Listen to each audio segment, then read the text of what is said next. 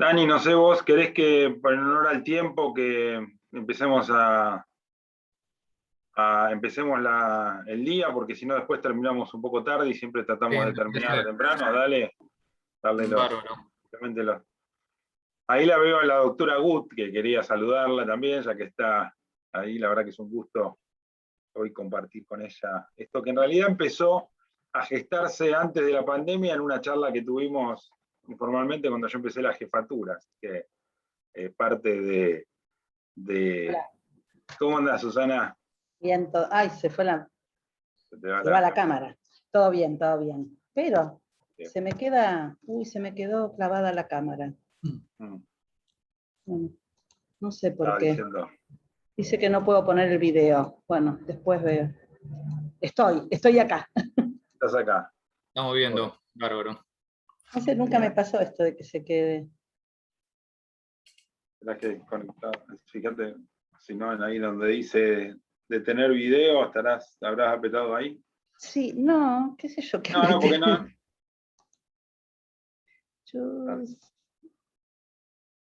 Bueno, estoy escuchando a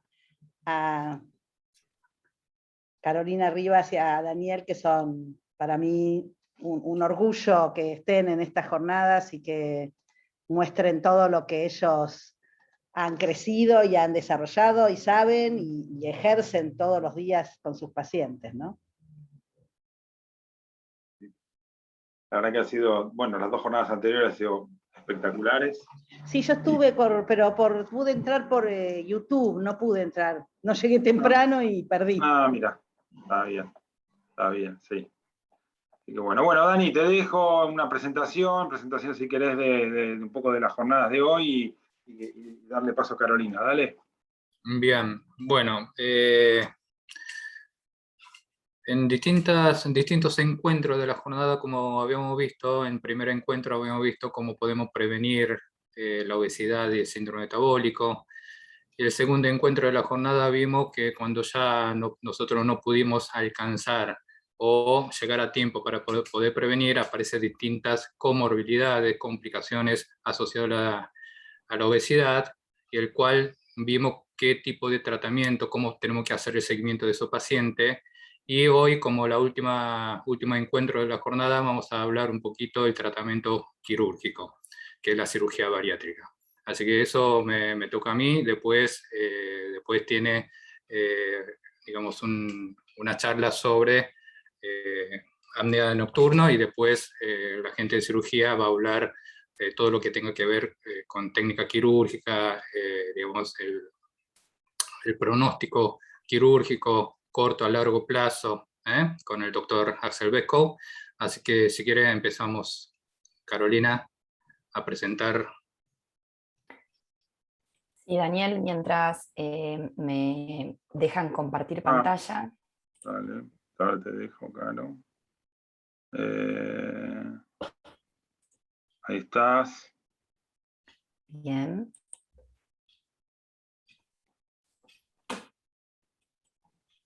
Entonces, la idea es darle como un pantallazo final a este caso que nos ha venido acompañando en los días anteriores. Y en este caso, les quería mostrar los estadios de Prochaska y Di Clemente, que seguramente ustedes ya los conocen. Son estas fases de cambio por las que Mariano fue pasando a lo largo de los 3 días de la jornada. Lo encontramos en un primer momento en una etapa precontemplativa, con sus problemas, pero sin recurrir y sin pensar siquiera en acercarse al sistema de salud. Luego entró en una fase en donde ya consultó y donde, si bien no continuó, tenía presente que algo le estaba pasando. Hubo un momento en el que se preparó y con este tercer día y ya con ofrecerle los distintos tratamientos que hoy van a hablar los especialistas, Mariano ya está en acción.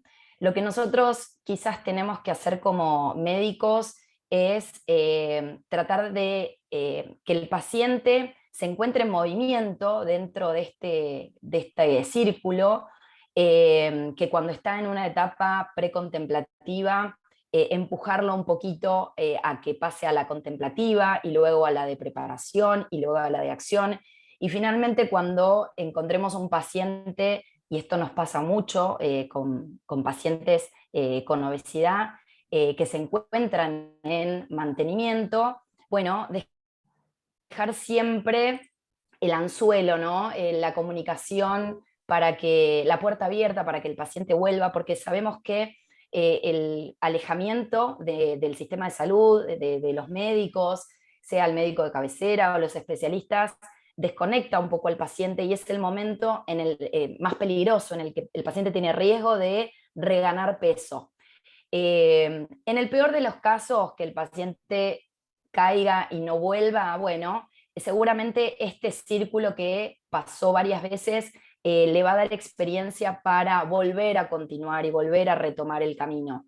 Pero sería de mucha ayuda que nosotros lo acompañemos, sobre todo para avanzar, y cuando lo tengamos en una etapa de mantenimiento, bueno, acompañarlo y asistirlo, y que vuelva de alguna manera. El hablar del tema del peso y hablar de los temas que le preocupan al paciente lo hace de alguna manera estar más conectado, y bueno, y no alejarse para que no vuelva a caer.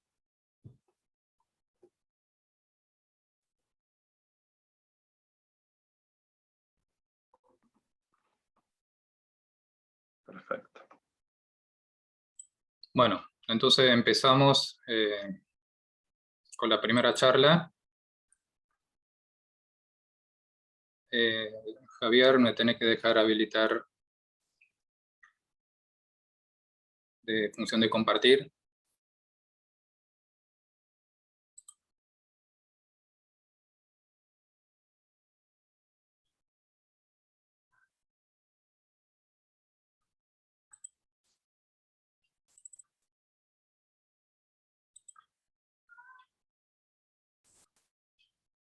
Bueno, ahí ven la diapositiva. Sí, Daniel, perfecto. Perfecto. Bueno, entonces vamos a empezar con la charla de hoy. Como le dije anteriormente, muchas veces nosotros perdemos la oportunidad de prevenir la enfermedad, y o el tratamiento que instalamos resulta poco eficiente, ¿no? Entonces ahí es donde aparece la cirugía bariátrica como una opción terapéutica bastante atractiva e interesante, porque la charla de hoy le voy a explicar un poquito brevemente qué se trata el seguimiento del paciente obeso que está en plan de cirugía bariátrica. Y esta charla tiene objetivo de brindar a la audiencia un poquito sobre la indicación de la cirugía bariátrica y en qué consiste todo el proceso de evaluación pre y post bariátrico, y cuáles son las recomendaciones que tenemos que tener en cuenta en todo este proceso. Como habíamos visto anteriormente, sabemos que la obesidad es una enfermedad que acarrea múltiples comorbilidades que repercute en todo su aspecto biopsicosocial, ¿no? Y la cirugía es uno de los tratamientos más eficaces a largo plazo para poder reducir la morbimortalidad asociada a la obesidad, mejorando de esta forma la calidad y expectativa de vida de los pacientes. Mucho consenso y sociedades entonces establece como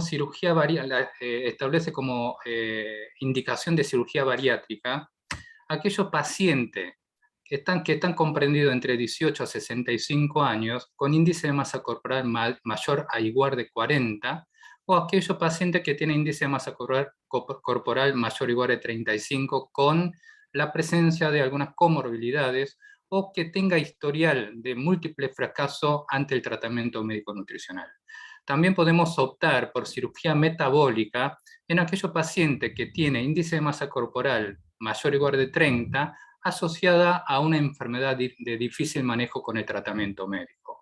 y se contraindica en presencia de alteraciones psiquiátricas mayores o que tengan los pacientes con idea de suicidio o muerte o que tenga abuso de sustancia, tanto como también para aquellos pacientes que presentan enfermedades terminales o neoplásicas activas, o pacientes que no son adherentes a la directiva médica ni los lineamientos nutricionales y psicológicos. Y por supuesto está contraindicado a los pacientes embarazadas. Entonces, todo aquellos pacientes que tienen indicación de cirugía bariátrica, se le brinda una charla informativa sobre el riesgo y beneficio que tiene la cirugía bariátrica y cómo ese es el procedimiento y el proceso de la cirugía bariátrica y las técnicas quirúrgicas que existen.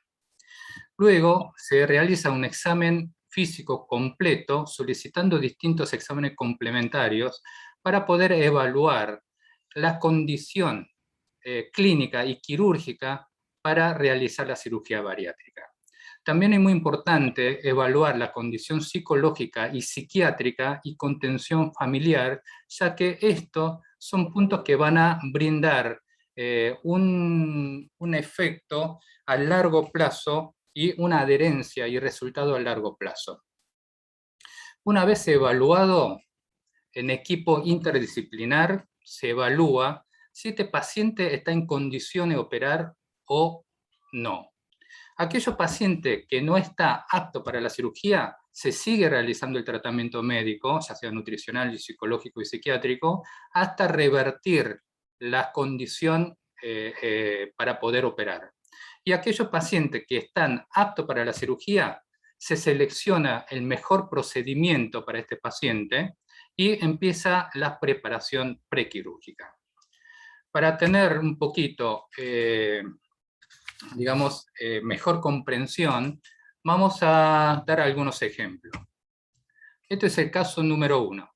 Es un paciente masculino de 45 años, vive solo, tiene obesidad mórbida con índice de masa corporal de 45, está medicado con por múltiples comorbilidades y está actualmente tratado con liraglutida de 3 miligramos por día, con regular respuesta porque falta conciencia de enfermedad y la adherencia al tratamiento médico nutricional. El paciente lo único que quiere es descender rápido del peso. Este paciente, lamentablemente, aunque tenga la indicación de cirugía bariátrica, no está en condiciones de afrontar la cirugía por falta de conciencia de la enfermedad, ni la adherencia al tratamiento tampoco cuenta una contención familiar adecuada. Caso número 2. Es un paciente femenino de 56 años, casada, con 2 hijos, con índice de masa corporal de 33, presenta diabetes 2 de larga evolución, con complicaciones microvasculares. Está tratada con 3 antidiabéticos orales, con 60 unidades de insulina galargina, más correcciones. A pesar de sus esfuerzos en cumplir todo el tratamiento médico-nutricional, no puede lograr a mejorar su control glucémico, ya que tiene hemoglobina glicosilada de 9. Este es un ejemplo típico de indicación de cirugía metabólica, ya que en este tipo de paciente la intervención quirúrgica puede beneficiar y mejorar la calidad de vida del paciente. Este caso, un paciente, tercer caso, paciente masculino de 36 años, casado, sin hijos, índice de masa corporal de 36, presenta glucemia alterada en ayuno, valor elevado de TA, tiene artralgia y apnea de sueño por su obesidad. En realidad este paciente no había realizado nunca un tratamiento médico-nutricional, el cual cuando ingresa al plan de cirugía bariátrica empieza todo el reentrenamiento médico-nutricional y al mismo tiempo se instala el tratamiento con liraglutida. Resulta que este paciente durante el proceso quirúrgico se mostró una muy buena adherencia al tratamiento, con un descenso bastante importante de 16 kilos, llegando a un índice de masa corporal de 31 en 4 meses. Con mejora, por supuesto, de todos los parámetros metabólicos, mejoró los valores de TA y los síntomas clínicos. A pesar de que este paciente había ingresado teniendo criterio y condiciones de la cirugía bariátrica, es un paciente que debe ser reevaluado si realmente necesita la cirugía bariátrica, ya que la nueva condición clínica no estaría requiriendo actualmente de cirugía bariátrica. Bueno, entonces, todos los pacientes que tienen indicación y cumple criterios de cirugía bariátrica, se realiza una evaluación de estado nutricional completo, ya que lo contrario de lo que uno piensa, existe mucha prevalencia de malnutrición en los obesos y es muy frecuente observar una ingesta muy pobre en calcio y alguna deficiencia de micronutrientes como vitamina B12 y vitamina D. Por lo que estos pacientes tienen que ser evaluados, detectados y suplementados adecuadamente antes de la cirugía. Y al mismo tiempo todos los pacientes entra un programa de reentrenamiento nutricional para asegurar la adherencia a los cambios de hábitos y mejorar las comorbilidades asociadas y lograr un descenso entre 5 a 10% de peso inicial para ayudar a reducir el volumen hepático y la grasa intravisceral. Y también se ha demostrado en distintos estudios que la pérdida de peso antes de la cirugía se asoció con una reducción muy marcada de complicaciones postquirúrgicas. Para ellos, 3 meses antes se indica una dieta o un plan alimentario hipocalórico y entre 7 a 14 días antes de la cirugía se indica la dieta líquida suplementada con vitamina y proteína para poder ayudar a contribuir este descenso tan apreciado. Y mientras que dure la dieta líquida, los pacientes tienen que mantener la mayoría de los fármacos habituales con eventual reducción de la dosis, y en el caso del paciente diabético debe suspender los hipoglucemiantes y inhibidores de SGLT2 por riesgo de descompensaciones, y si están tratados con insulina debe reducir alrededor del 50% de la dosis y ir ajustando según los niveles glucémicos, el cual se recomienda pasar la insulina hacia insulina análoga lenta para poder tener menos fluctuaciones glucémicas. Y los días antes de la cirugía, 24 horas antes o entre 2 o 3 vidas medias de los fármacos, debe suspender la mayoría de los tratamientos habituales y si está tratado con insulina, se pasa a corregir con insulina de acción rápida. ¿Qué pasa después de la cirugía? Se evalúa en equipo multidisciplinar el reinicio de los fármacos habituales y de ser necesario de reanudar el tratamiento, se debe hacer a partir del tercer día luego de la cirugía con dosificación progresiva. Se recomienda no instalar el tratamiento con hipoglucemiante y si es necesario reinstalar el tratamiento con inhibidor de SGLT2 o agonista GLP-1, siempre debe instalar una vez que consumen o tienen ingesta adecuada de caloría o que tengan buena tolerancia digestiva. Entonces, una vez operado, ¿qué tenemos que hacer ahora? El principal objetivo después de la cirugía es asegurar a todo paciente bienestar. Y luego de cirugía inmediatamente en equipo interdisciplinar se decide el ritmo de progresión alimentaria en función de la necesidad y la tolerancia individuales, que al comienzo empieza con unas pequeñas porciones que equivalen a 30 mililitros por porción, para ir aumentando gradualmente hasta lograr una porción equivalente a una taza. Y también tenemos que asegurar suficiente hidratación, por lo menos con 1,5 litros de agua por día. Y por otro lado, es muy importante realizar una suplementación preventiva en todos los pacientes que realizó la cirugía bariátrica, ya que la cirugía bariátrica en sí produce alguna alteración de la absorción de algunos nutrientes, siendo más frecuente podemos observar la deficiencia de hierro, deficiencia de vitamina B12 y de vitamina liposoluble. Por lo tanto, Paula, esta vitamina me escribe debe ser, Paula, buen debe día. ser suplementado ¿Sabes que me preventivamente. escribe la hija de Blasis? Habría que la alimentación. mutear. Bueno, ahora, Una vez realizado cirugía, se hace el seguimiento postoperatorio más alejado. También hay que seguir controlando la adherencia a las pautas nutricionales y la realización de actividad física de los pacientes. Debemos controlar periódicamente con laboratorio, con parámetros bioquímicos y metabólicos y nutricionales.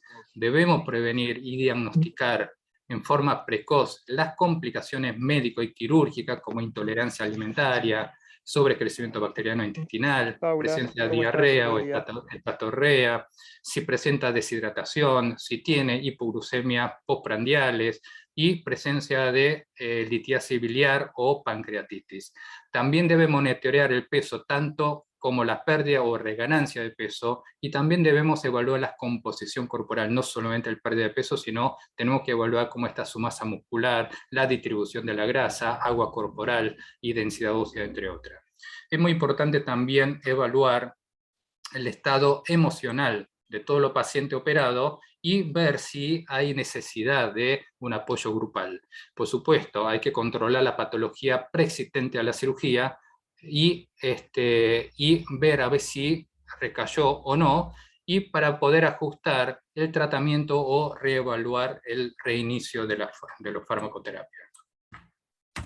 Entonces, resumiendo, todo el proceso bariátrico tiene que ser manejado en colaboración de equipo multidisciplinar, y 3 a 6 meses antes de la cirugía debe hacer todo un proceso de preparación que consta de información adecuada y educación de los pacientes. Debemos evaluar adecuadamente las condiciones biopsicosociales de todos los pacientes y debemos controlar lo máximo las comorbilidades asociadas a la obesidad.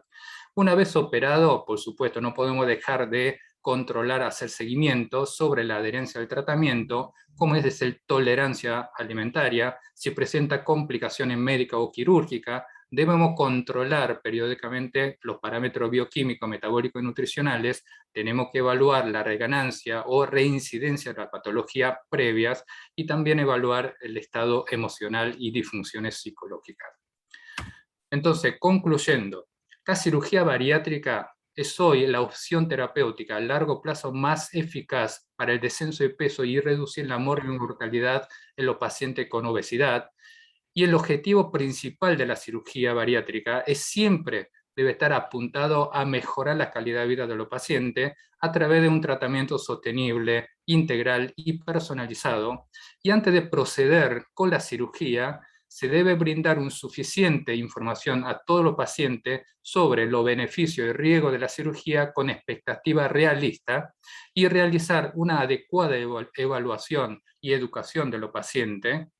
Y por último, el manejo y el seguimiento pre- y post-bariátrico siempre debe ser realizado en colaboración de un equipo multidisciplinar, donde los pacientes deben adherirse a un estricto control médico y nutricionales.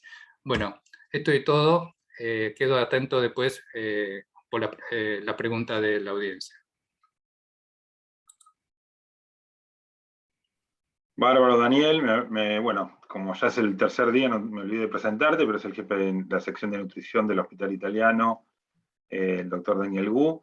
Seguimos, ¿no?, con la doctora Chumino, que nos va a hablar de los problemas respiratorios en los pacientes con obesidad. La doctora Chumino también es médica de la sección de neumonología del Servicio de Clínica Médica del Hospital Italiano. Buenas tardes, ¿cómo anda, Yamila?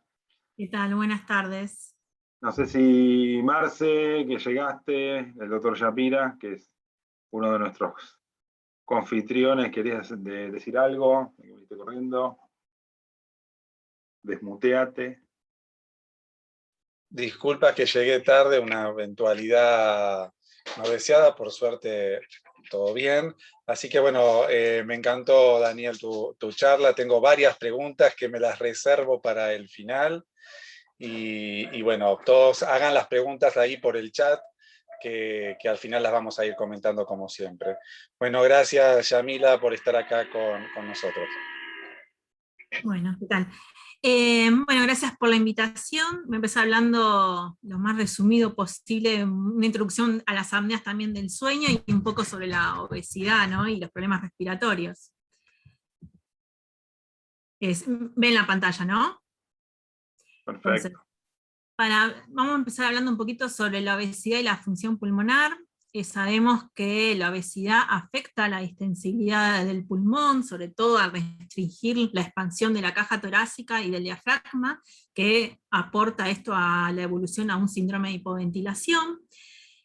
También la obesidad provoca un aumento del trabajo ventilatorio, la verdad en forma muy exponencial este aumento, sobre todo en los pacientes con índice de masa corporal mayor a 40, afecta a los músculos respiratorios, en parte por la infiltración grasa, y esto también genera una respiración más rápida y superficial, y hay muchas teorías con respecto a que a veces los pacientes obesos no pueden respirar o su cerebro no responde adecuadamente, entonces tienen una hiporreactividad en el centro respiratorio, ¿sí? Que esto genera a la larga hipoventilación, aumento de la PCO2, y se cree que esto podría ser una respuesta adaptativa para no estar con un estímulo respiratorio muy aumentado y que esto puede producir agotamiento de los músculos, ¿sí? Tener en cuenta que todo esto en un paciente obeso se agrava si además es EPOC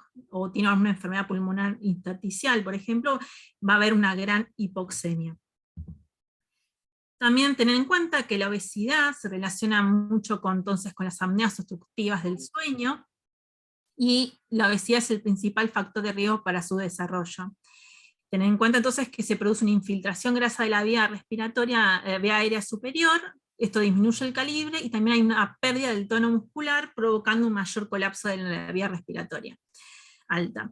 Bueno, se asocia entonces al síndrome de obesidad de hipoventilación. No todos los pacientes que tienen síndrome de hipoventilación tienen apneas del sueño, pero sí la gran mayoría, un 90%. Entonces son pacientes que tienen hipoxemia e hipercapnia crónica. También hay una gran asociación entre la obesidad y el asma, ¿sí? Sobre todo los pacientes de asma de difícil control. Vemos que ahí se desapareció la pantalla. ¿Ustedes la ven? No, seguramente dejaste de compartir. No, no apreté nada. Bueno, si me habrá... Perdón, a ver. A ver, fíjate, ponela de vuelta. Ahora sí te dejé como... ¿Se cerró? Sí. Ahí está.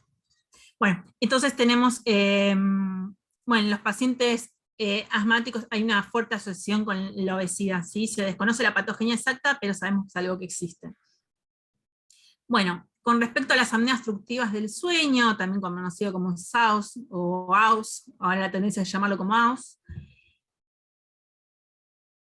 ¿Qué son? Entonces, rápidamente, una introducción de qué es las apneas obstructivas del sueño. Se generan por episodios recurrentes del colapso de la vía aérea superior, ¿sí? Durante el sueño, que estas interrupciones son completas, provocando que se llaman apneas, o parciales llamadas hipopneas, ¿sí?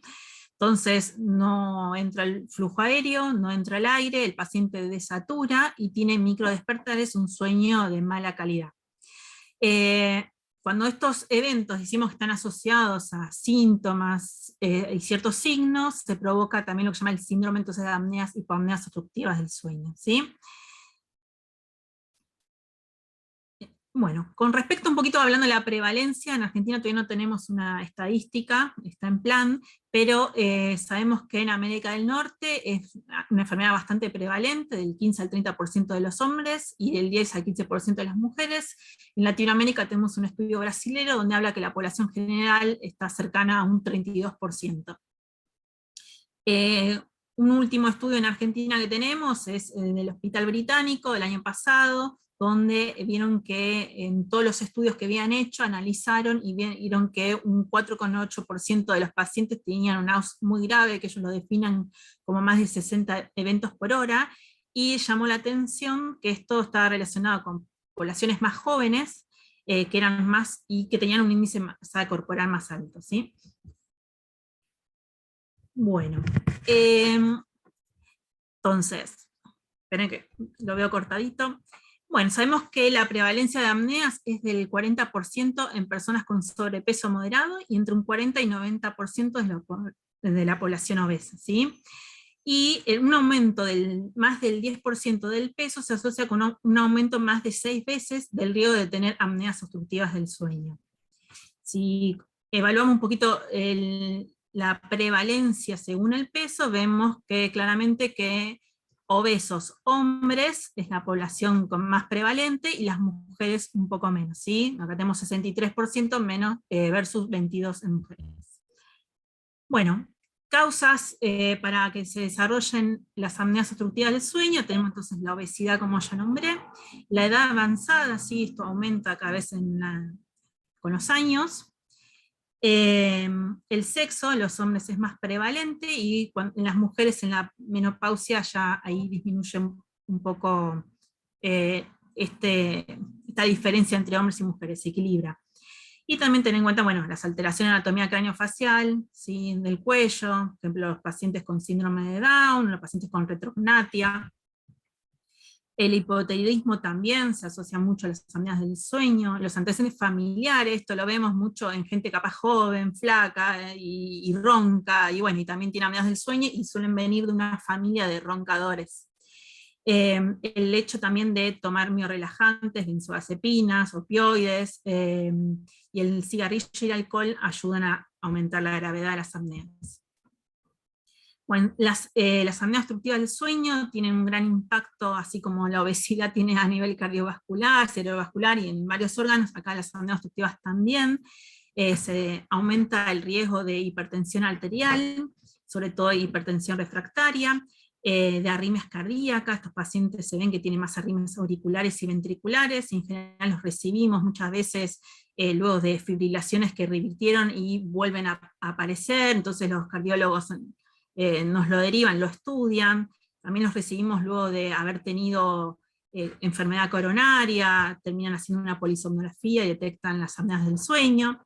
También estos pacientes tienen más riesgo de accidente cerebrovascular, trastornos neurocognitivos, y tener en cuenta que el 20% de los pacientes con apneas moderadas o graves tienen hipertensión pulmonar, y eso hace que disminuya la sobrevida de los pacientes. Bien, también está muy relacionado con el desarrollo de la enfermedad por hígado graso, con el síndrome metabólico, obviamente, porque se asocia con aumento de la resistencia a insulina, intolerancia a la glucosa, el aumento de la prevalencia de diabetes, y por otra parte, también vemos que estos pacientes tienen más depresión y disfunción sexual. Algo muy importante que en nuestro país no se le ha dado importancia es que se asocia a aumento de accidentes, sobre todo de tránsito. Hay países donde es obligatorio en los conductores profesionales estudiar si no tienen apneas del sueño, así que muchas veces los pacientes nos llegan derivados después de un accidente de tránsito, o que manifiestan que se quedan dormidos manejando, en el volante, en semáforos. Y por otra parte también tener en cuenta que estos pacientes tienen más riesgo de complicaciones perioperatorias, sobre todo cuando se someten a anestesia general, con sedación, con opioides, y entonces más riesgo de insuficiencia respiratoria posoperatoria, eventos cardiovasculares, y muchas veces terminan en unidades de cuidados críticos. Entonces, brevemente, algunos síntomas que tienen estos pacientes son ronquido, despertares con falta de aire. Lo habitual es que la pareja se queje de los ronquidos, que hace pausa, que no respira. El paciente también refiere muchas veces que se pierde el sueño durante la noche, tiene insomnio de mantenimiento, tiene nocturia, pesadillas, y durante el día esto termina teniendo un gran impacto, ¿sí? Suelen tener irritabilidad, mal humor, somnolencia, cansancio, ¿sí? Pero bueno, hay también muchos pacientes que tienen apneas severas y no tienen nada de síntomas, ¿sí? Así que los síntomas no están relacionados con la gravedad de las apneas. Alguien con apneas leves puede llegar a tener somnolencia, mucho más síntomas que alguien con apneas severas. Para el diagnóstico, brevemente, polisomnografía nocturna, podemos hacerla internado o podemos hacerla ambulatoria. Nosotros en neumología hacemos la poligrafía respiratoria, que nos basamos en estudiar más que todo es cómo respira, si detectar bien las apneas, hipoapneas, ver la saturación de oxígeno, los movimientos respiratorios.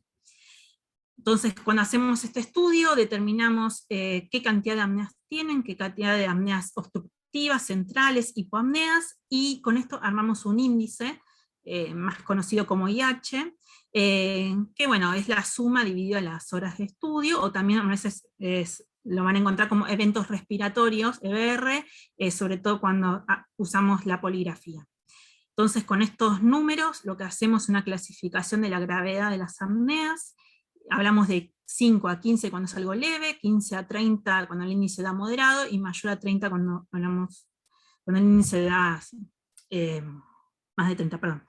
Entonces, con respecto al tratamiento, la higiene del sueño es importante, siempre lo recomendamos. El tema de la disminución del consumo de alcohol a la noche, el tabaco, las benzodiazepinas es un problema aparte. Porque los pacientes son muy adictos, es un problema aconsejar que no consuman benzodiazepinas. Bueno, el descenso de peso, el ejercicio, el CPAP, esto vamos a hablar un poquito ahora.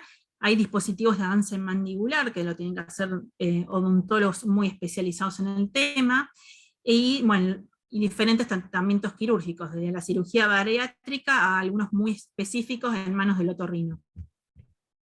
Con respecto al descenso de peso y el ejercicio, hay que entonces siempre recomendarlo. El ejercicio puede mejorar aunque no haya mucha descenso de peso, y rara vez el descenso de peso es un tratamiento realmente 100% efectivo para las apneas, sobre todo en los cuadros graves, ¿sí? O sea, va a tener más implicancias en un paciente con apneas más leves. Bueno, la mejoría esta inicial que una vez tiene el paciente con el descenso de peso, puede persistir durante varios años, a pesar que el paciente después recupere peso. Pero bueno, si este paciente después recae y recae en el sentido de que aumenta el peso, tiene solamente más probabilidades de empeorar las apneas del sueño. Hablamos de que un aumento del 10% del peso en 4 años se asocia con un aumento del 32% en el IH, ¿sí? En este índice. Y una pérdida de peso del 10% disminuye un 20% más o menos este índice. Así que dependerá si el paciente pase grave a moderado según el número de apneas, ¿no?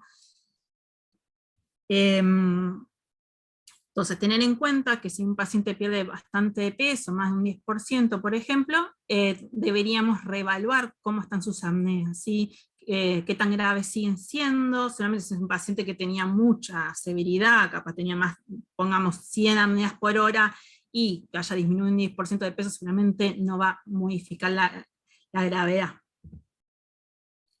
El tratamiento con CPAP, títulos, es un tratamiento que es muy efectivo, pero no siempre muy tolerable. Mejora la calidad del sueño, el paciente suele entonces dormir más, ¿sí? Disminuye los microdespertares, y el paciente más adherente es en general el que nota que al otro día está más alerta, mejora la memoria, mejora su estado de ánimo, ¿sí? Disminuye la somnolencia y el cansancio. Así que tener en cuenta entonces que este tratamiento de presión positiva nos da aire a la vía respiratoria en alta presión, y esto abre y evita el colapso de la vía respiratoria.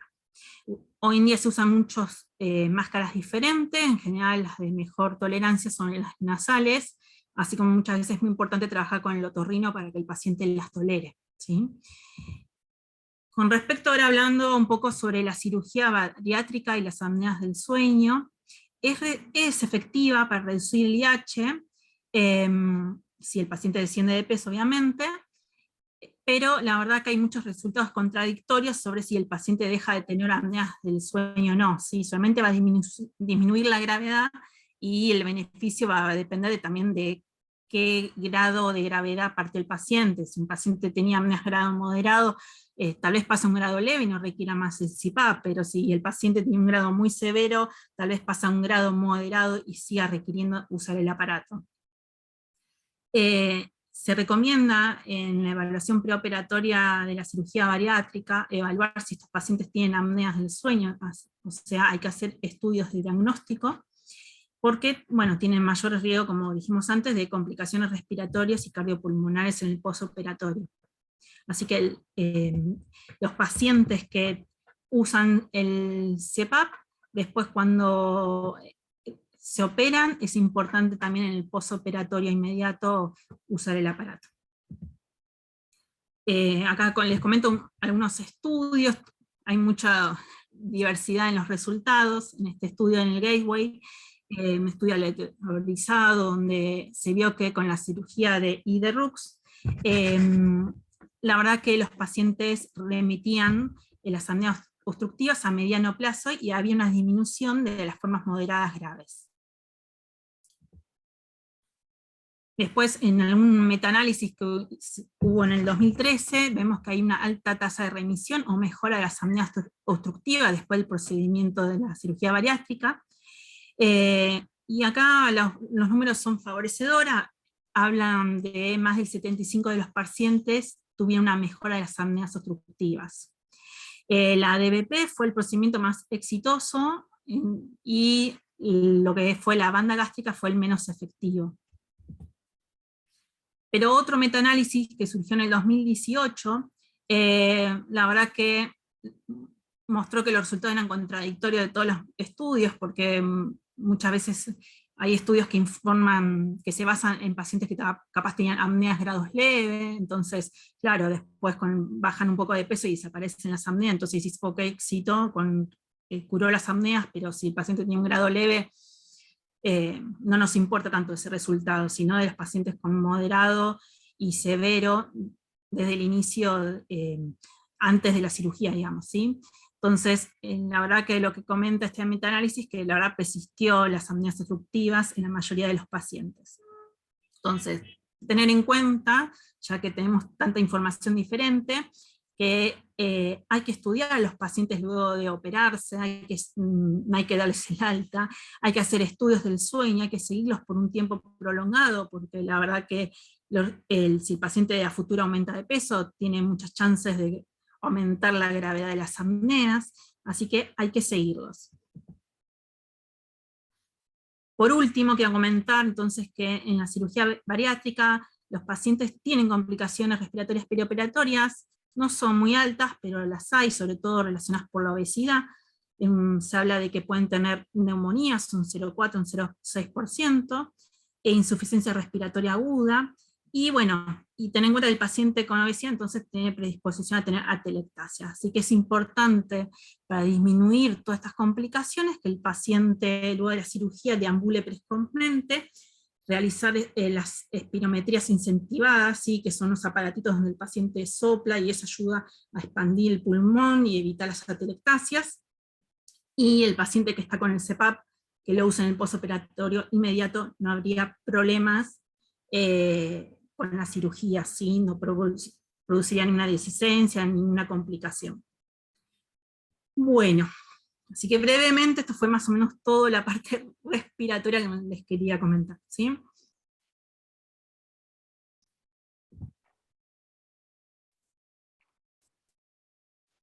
A ver, deja de compartir, gracias Yami. Listo. Ahí dejo. Bueno, también me quedo con algunas preguntas y... No, todavía no dejaste. ¿Dónde? Dejar de compartir. Perdón, ahí va. Listo. Ahí estamos. Perfecto. Bueno. Marce. Bueno, espectacular. Dario.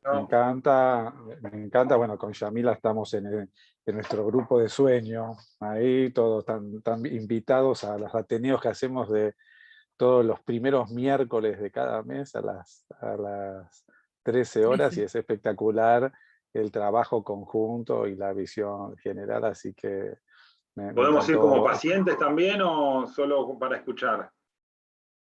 Ah, qué buena. No, esto es para participar. Para pacientes cada tanto hay algunas reuniones que tenemos, el día del sueño, no me acuerdo bien cuándo caía, que siempre hacemos alguna jornada.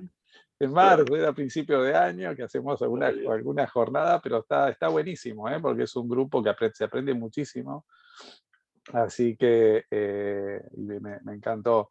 Yo ya voy haciendo alguna preguntita como para que queden ahí. El tema que me parece clave es la adherencia. O sea, cómo ya sea en los pacientes con apnea del sueño, los obesos, pensando mucho, Daniel, en el paciente que vos comentaste, el primer caso, el chico de 45, el muchacho de 45 años, ¿no? Como a veces sí, bueno, no era adherente, lo descartamos. Y yo me quedé pensando, porque pasa mucho con la apnea del sueño, o sea, usar el CPAP, hay que convencerlo, tenés que remar con dulce de leche. Entonces, o sea, cómo pensar mucho en la adherencia en estos pacientes, y me quedé pensando ahí quizás el hecho de algún apoyo psicológico, algo. Esto se los digo para que lo piensen, así lo escuchamos a Axel y lo dejamos para el final, pero me parece que es un punto que es clave en el éxito terapéutico al principio y después en la adherencia a posteriori, y después de la intervención también. Perfecto. Bueno, la verdad que es un gusto, sí, presentarlo a Axel Vesco, que es el jefe de cirugía bariátrica del Hospital Italiano, médico de planta del servicio de cirugía del hospital. Bueno, nada, lo conozco desde que era residente y empezó a hacer su formación en esófago gastro y después se dedicó, no de pleno, pero bueno, prácticamente es uno de los referentes del hospital en esto. La verdad que cuando pensamos estas jornadas, una de las preguntas que nos hicimos entre Marcelo, Daniel y yo era esto, ¿no? Es decir, hoy, digamos, le voy a tirar así el tema directamente al plexo, con todas las drogas que hay, ¿cuál es entonces el espacio? Decimos, los clínicos estamos desanimados con la dieta, porque primero no la sabemos indicar bien, segundo, bueno, porque como toda patología crónica que vemos nosotros, los tratamientos y todo cuando tienen que ver con los cambios de hábitos de las personas tienen altísima tasa de fallos. Las cirugías nos parecen algunas veces excesivas, nos parecen que someter a un paciente que está, entre comillas, sano a una cirugía que digamos que no está exenta de complicaciones, y entonces se nos vienen ahora a presentar los nuevos fármacos como las soluciones maravillosas para este tipo de cuestiones, ¿no? Por eso un poco el debate final que queríamos implementar era si había espacio para la convivencia de este tipo de fármacos. Bueno, pero primero vamos a ver cuál es el espacio de la cirugía bariátrica. Axel, gracias por aceptar y te escuchamos. Gracias, Javier y Daniel, gracias por invitarme a esta jornada. Espero que me estén escuchando bien. Perfecto. Voy a compartir la pantalla, así ya vamos arrancando con el tema. Respecto de las indicaciones, en realidad creo que Daniel fue muy claro. Lo que me pidieron básicamente es que hablara de la experiencia a largo plazo en cirugía bariátrica, y voy a tratar de remitirme a este tema. A ver si puedo pasar las diapos. Ahí estamos. Lo primero que pensé cuando me dijeron experiencia, obviamente, es en los años que llevo en este tema, y que evidentemente han pasado más años de los que yo me di cuenta. Ya no soy el pibe que era antes, por supuesto, pero a lo largo de todos estos años fuimos aprendiendo unas cuantas cosas, así que esta charla está centrada en nuestra forma de trabajo, las cuestiones que fuimos aprendiendo, y mostrarles un poco los resultados lo más alejados posibles que tenemos de nuestra experiencia. Cuando comenzó este trabajo, no lo comencé yo, lo empezaron el doctor Demetrio Cavada, Susana Gut, Susana Aragona, la doctora Ana García de Psiquiatría, y el doctor Daniel de Luca de Anestesia. La verdad que fue a remar en un momento de mucha resistencia, porque siempre hubo, digo siempre porque persiste, siempre hubo mucho prejuicio respecto de la cirugía bariátrica como tratamiento válido, vamos a llamarlo de esa manera. Así que los inicios fueron bastante lentos y, repito, con muchas dificultades. Además era todo un aprendizaje cada paciente. De entrada, no hay que olvidarse que los pacientes más complicados fueron los que se fueron resolviendo, y eso obviamente que fogueó a aquellos que comenzaron con este tipo de tratamiento.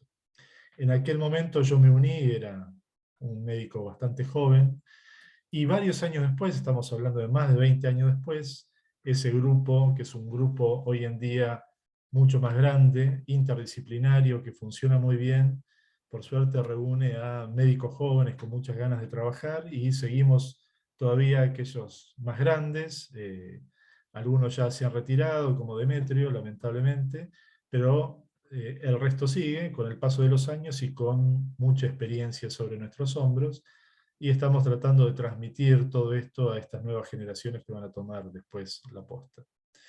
El equipo hoy en día trabaja tanto en Hospital Central como en la sede de San Justo, pero realmente somos un equipo único que compartimos criterios, formas de trabajo, discutimos los pacientes en conjunto, etc. Y realmente hay varios equipos de cirugía bariátrica en el país, en el ámbito de la capital, del conurbano bonaerense, por supuesto que hay varios equipos de cirugía bariátrica, y tenemos que reconocer que obviamente el hospital nos ha dado un lugar de trabajo que nos permite diferenciarnos del resto de los equipos de cirugía bariátrica, particularmente por la forma de interrelacionarnos nosotros, los profesionales, que estamos permanentemente en el hospital, y también por la complejidad con la que contamos como para poder manejar pacientes realmente muy complejos. Pacientes a los que en muchos casos otros equipos seguramente tratan de evitar. Esto incluso nos llevó a ser la segunda institución que cuenta con el registro de instituciones o de establecimientos de cirugía bariátrica que existe en el Ministerio de Salud.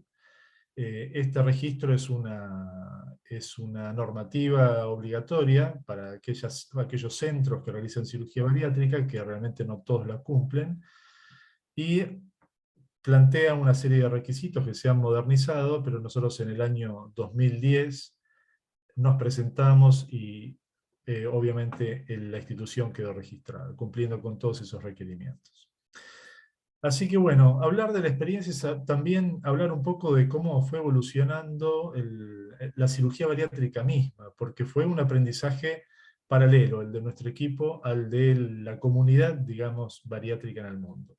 Recordemos que los principios de la cirugía bariátrica, ya hace más de 50 años, se basaban fundamentalmente en buscar la malabsorción en los pacientes, y la verdad que los resultados fueron muy malos en términos de morbilidad y mortalidad, y de calidad de vida de los pacientes. Por lo tanto, ese tipo de procedimientos iniciales fueron abandonados y fueron reformulados con el paso del tiempo.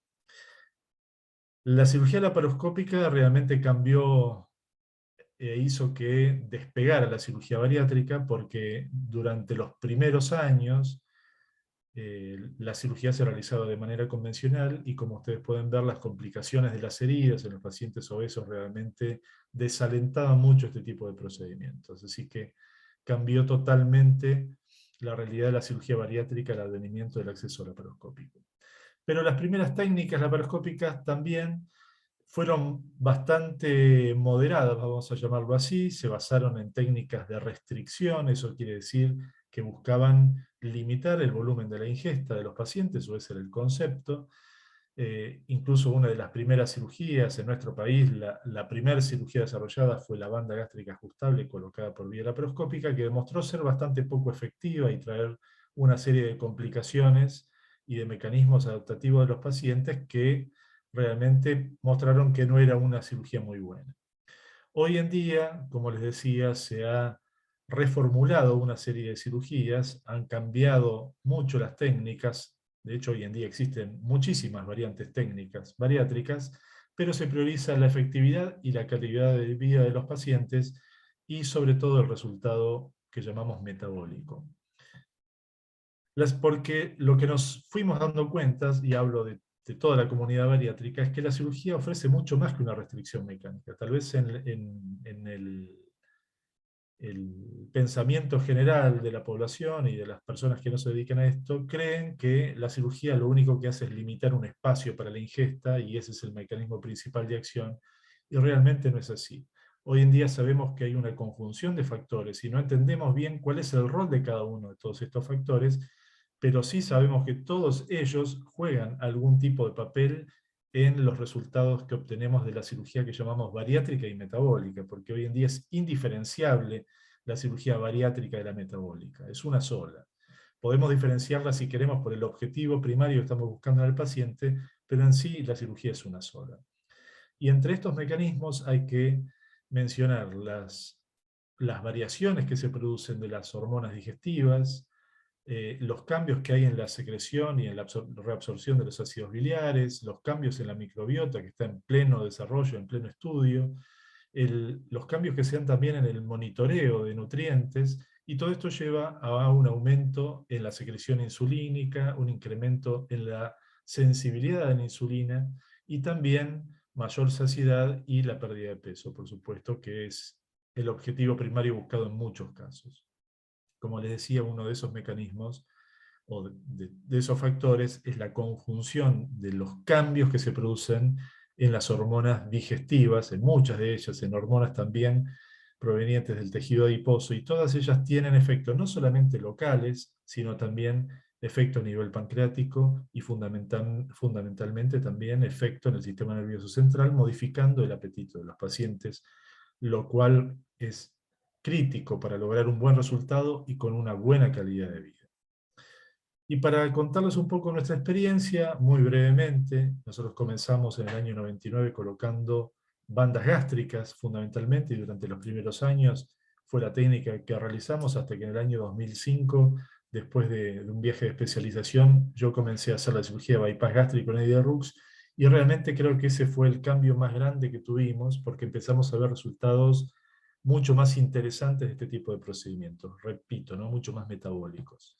Y en el año 2006 implementamos la cirugía que está muy difundida hoy en día, que es la cirugía de manga gástrica o sleeve, que de hecho es la cirugía más realizada en el mundo. Prácticamente el 60% de las cirugías en el mundo con intención bariátrica son mangas gástricas. Y a partir del año 2014 iniciamos el programa de San Justo de cirugía bariátrica. Como les mencionaba, comenzamos con la banda gástrica ajustable, que si ustedes pueden ver la primera imagen, lo que hace esa banda es dividir el estómago en dos partes, limitando mecánicamente el pasaje de la parte alta del estómago a la parte baja, generando saciedad, pero realmente no genera muchos cambios en el apetito del paciente. Por lo tanto, aquel paciente que sigue teniendo un apetito normal desarrolla una serie de mecanismos adaptativos que obviamente atentan contra el resultado y generan realmente trastornos en la conducta alimentaria muy importante y una serie de complicaciones que no lo vamos a describir demasiado.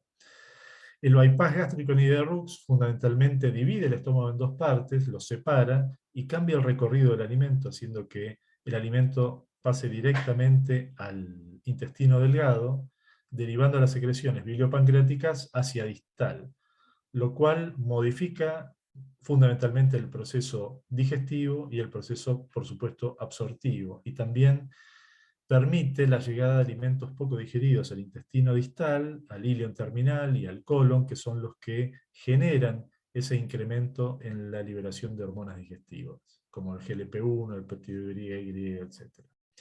Y finalmente la manga gástrica, la imagen que tenemos más hacia la derecha, es una gastrectomía, es una resección gástrica vertical que deja un estómago tubular y el resto del estómago se reseca.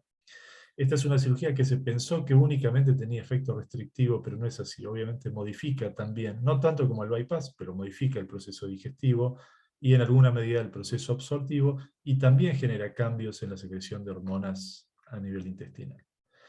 La experiencia nuestra, como ustedes pueden ver, en los primeros años fue de un desarrollo muy lento y a partir de la implementación del bypass gástrico fue comenzando, hasta que tuvimos el pico de cirugías en el año 2017, y luego, seguramente relacionado con los aspectos socioeconómicos de nuestro país, se sintió un impacto muy importante, que no lo sentimos solamente nosotros, sino todos los grupos de cirugía bariátrica en el país. Por algún motivo, este tipo de cirugía tiene mucha, o se ve muy influenciado por la realidad del día a día de nuestros pacientes y probablemente también de los profesionales y de los sistemas de cobertura de este tipo de intervenciones.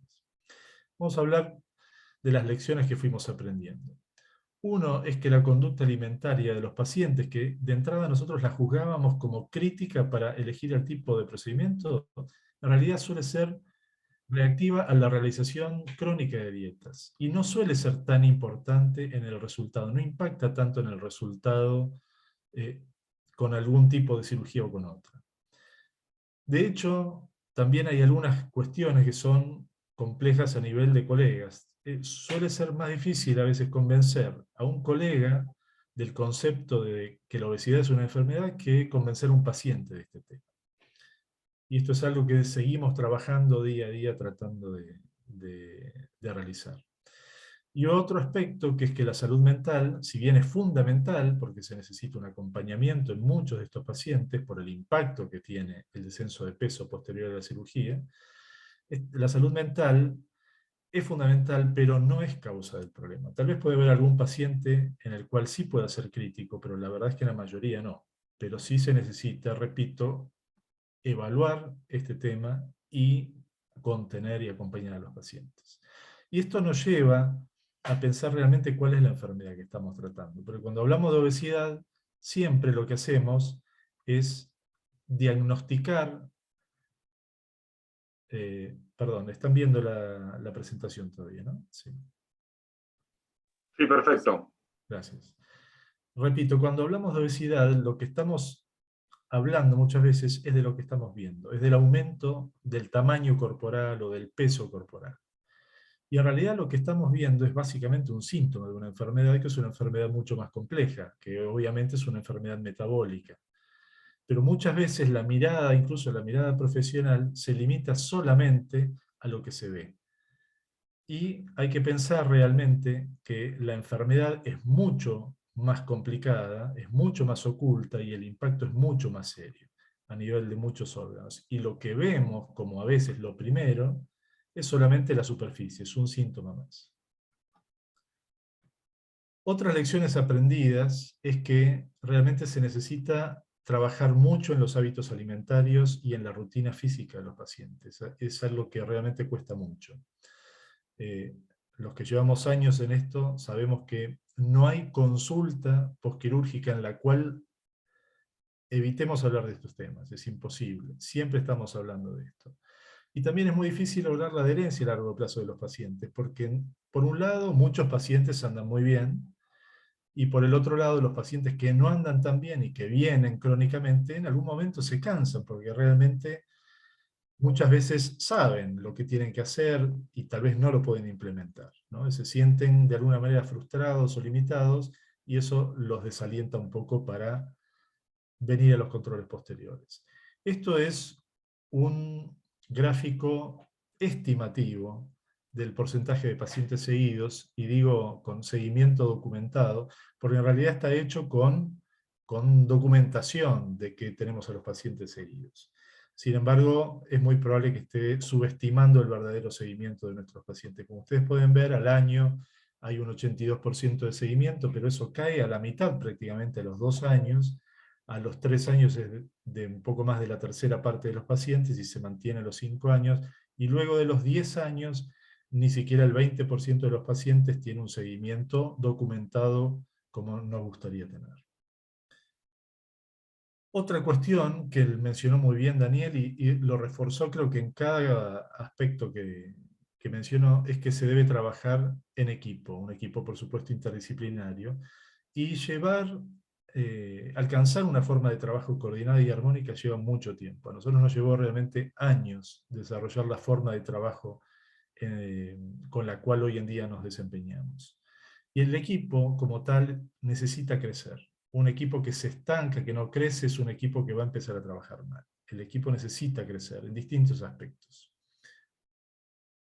No es lo mismo hablar de un grupo que de un equipo. Por supuesto que hay grandes individualidades, uno busca grandes individualidades, gente que maneje muy bien su área de conocimiento. Un grupo básicamente lo que hace es compartir un objetivo en común y hay ciertos roles, pero para hablar de un equipo empieza a haber otro tipo de cuestiones más dinámicas entre las personas, entre los miembros de ese grupo, que son cuestiones que tienen que ver con el liderazgo, la comunicación, las conductas de respaldo entre los distintos miembros, los modelos de pensamiento, la interdependencia, el conocimiento de los resultados, la capacitación y también el aprendizaje continuo. Todas estas son cuestiones necesarias para que un grupo funcione como equipo.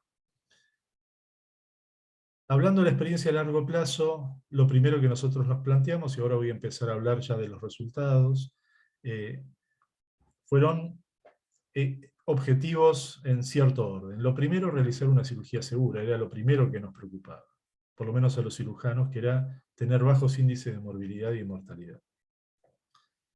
Con el paso del tiempo fuimos viendo que necesitamos también elegir de la mejor manera posible el tipo de cirugía para cada paciente.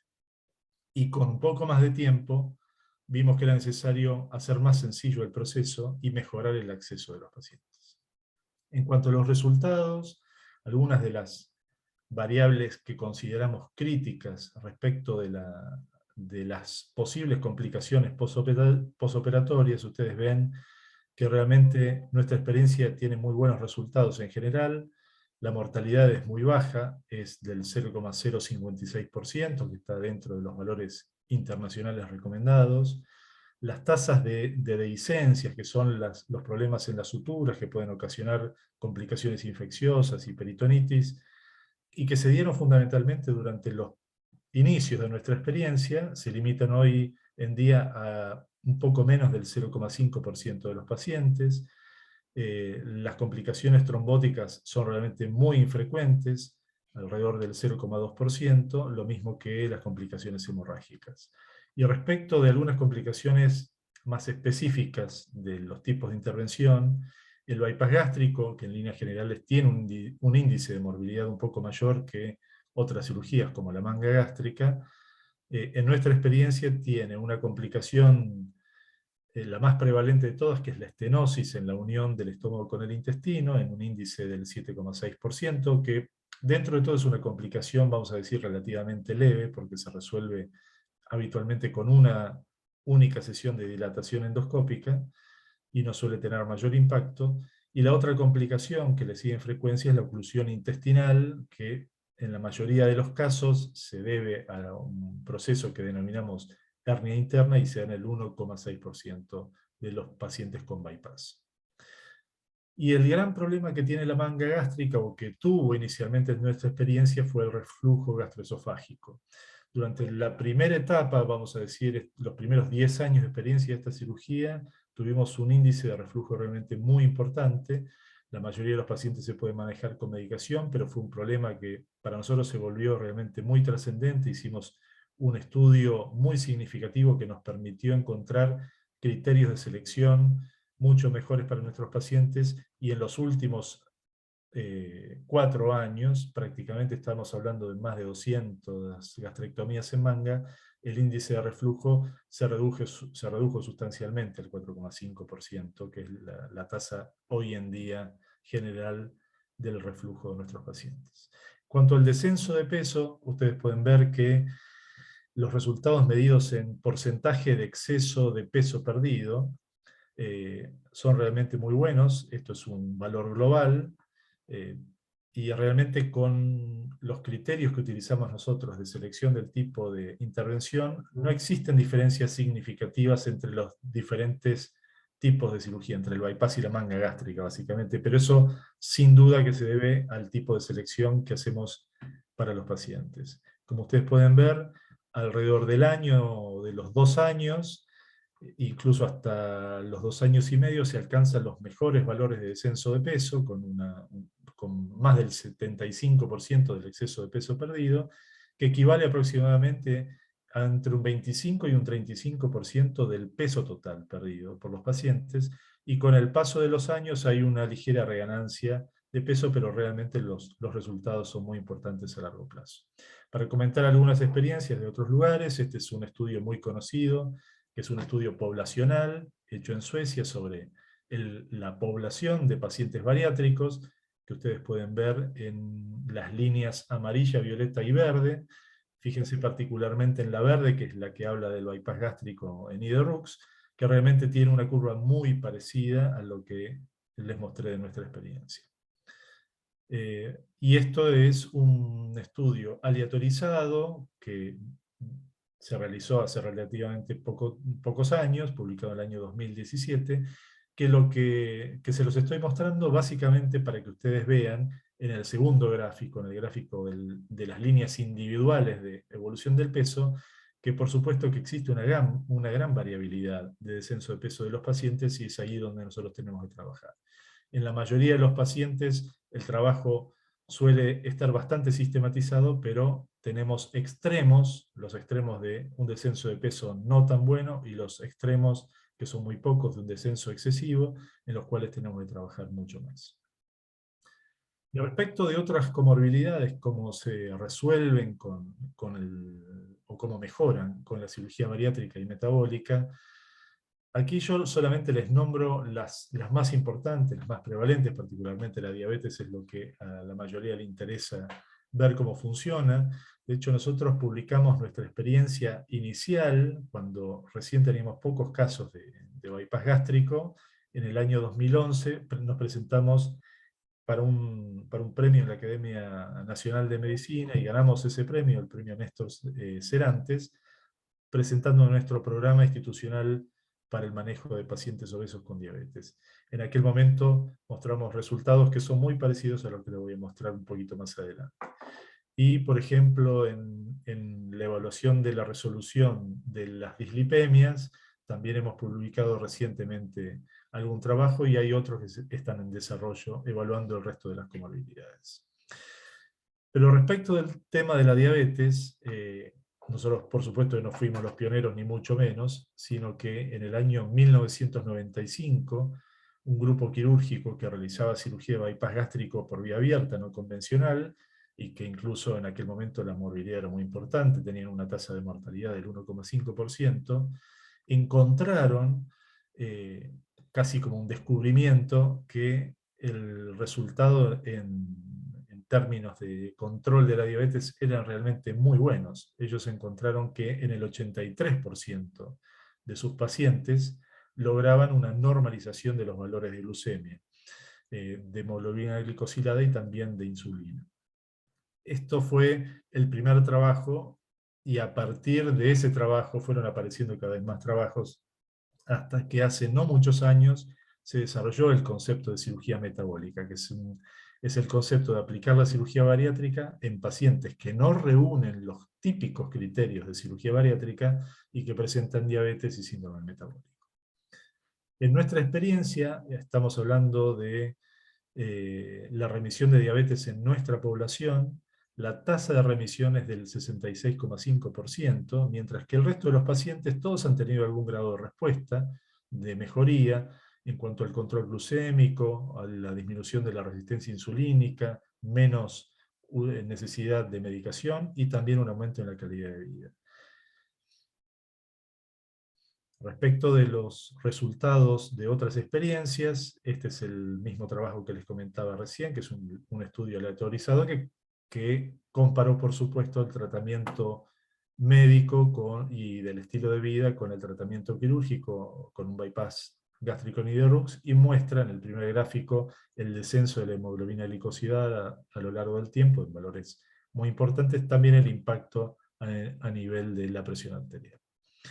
Y este es otro trabajo muy interesante que ya lleva 2 publicaciones, porque se hizo una primera publicación a los 5 años y una segunda muy reciente con 10 años de seguimiento de estos pacientes, que también fueron aleatorizados para tratamiento médico, para la cirugía de bypass en Niederrux y para la cirugía de derivación biliopancreática. Es una cirugía que produce una gran malabsorción. Y lo que encontraron ellos es que las tasas de remisión de la diabetes son mejores en la cirugía más malabsortiva, lo cual no es nada sorprendente.